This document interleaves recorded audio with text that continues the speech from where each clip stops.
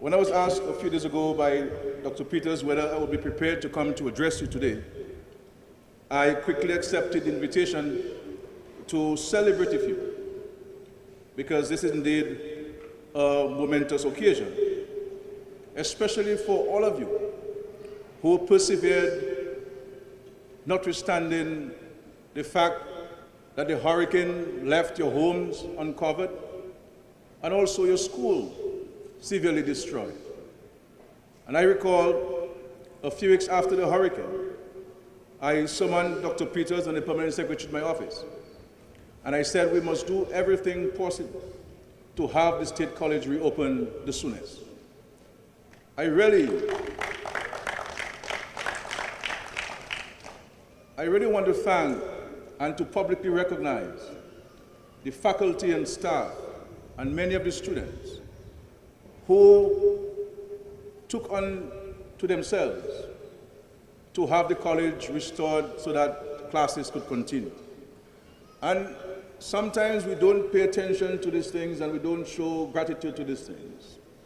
But within 48 days of the hurricane, the Dominica State College was reopened for classes here in Dominica.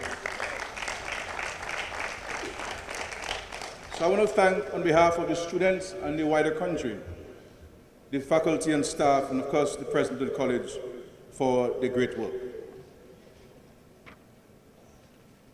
For me, personally, when people ask me what would be one of my greatest achievements as Prime Minister and Minister for Education, and I immediately think of the Dominica State College. Because what this college has done is that it has revolutionized access to tertiary education in our country. Back then, in 2000, 2002, only 7 out of 100 high school graduates had access to the college. And if we are to think of developing a country, we need to ensure that everyone in our country has access to education. And the State College has done a remarkable job in creating access to our students, for our students. And in just 14 years of the State College, when you had the first graduation ceremony, so far the college has graduated 5,000 young Dominicans. And over 3,000 have transferred to universities abroad. That does not include those who attend the UE School of Continuing Studies. So I must say to you, Dr. Peters and your faculty and your staff, you are making a tremendous contribution to the development of our country. Because it was Barbara Jordan, the first black woman from Texas to be elected to Congress in the United States of America, who once said, and I quote, "Education remains the key to both economic and political empowerment," end quote. That statement remains true today, as it was in the 1960s. In fact, education is perhaps the most important element of a country's advancement of its people and its economy. So you can imagine how pleased I am today to see 420 of you receiving your associate degree from the Dominica State College. I say congratulations to you and congratulations to your parents.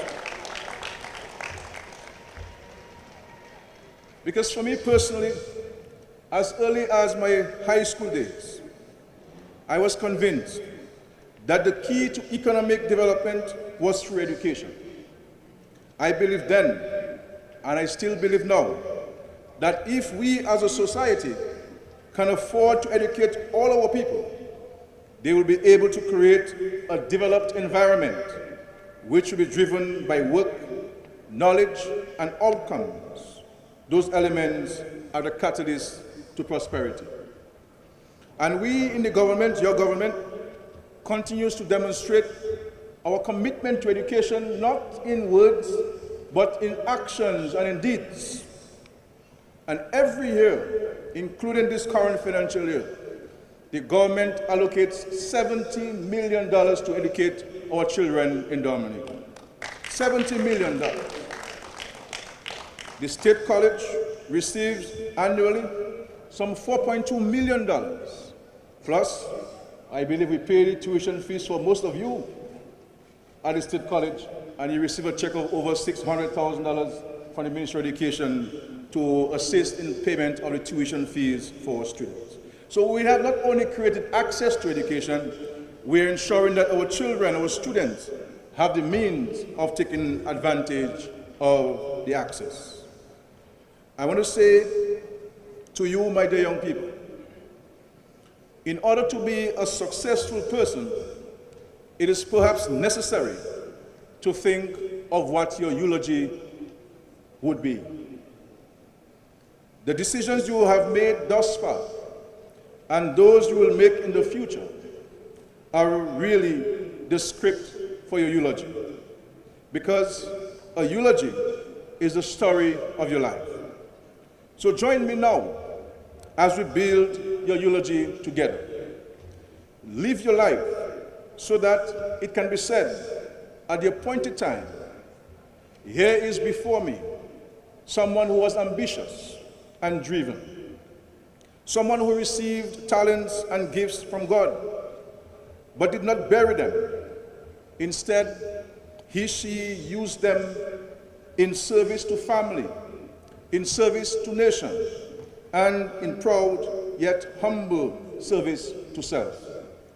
This individual understands human resource language and differentiates between those who simply meet expectations and those who exceed them. Here is also before me someone who was kind and charitable, selfless in his or her concern for others, empathetic, caring, giving, and hospitable. Someone who knew that Maya Angelou was right when she said that people will forget what you said, what you did, but they will never forget how you made them feel. And finally, here stands someone of a noble character. Here stands someone who understands that reputation is what others think of you. And make no mistake, this is important, but character is who you really are. Never forget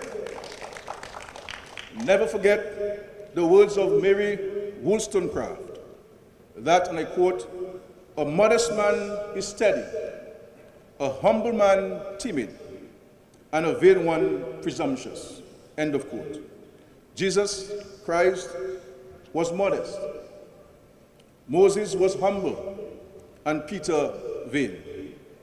Yet, all these men were men of action, men we remember to this day.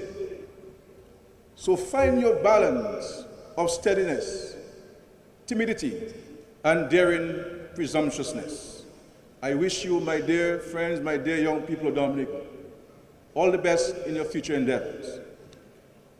Think big, dream big. Never let anyone tell you you can't be successful. Do not let your circumstances in life determine your future for you. We have, as young people, as a nation, to fight all odds. And always be grateful to your country. Ungratefulness is a cancer, worse than a cancer, because the good Lord loves those who are grateful. And we must show gratitude for what the country has done for us, as small as it may be, because this country has given you a solid foundation in life, an education that not even Hurricane Maria can blow away or take away from you. So do and say a little positive for your country. And when this added to all that we're doing, we can have a great nation built by ourselves, for ourselves. May God bless you. I salute you, my dear friends. I want it to be very short, because I know students who are graduating do not like long programs, because because I know They are preoccupied with their photographs and of course their party later on. But God bless you, my friends. I am very happy to be here to celebrate with you. Thank you very much.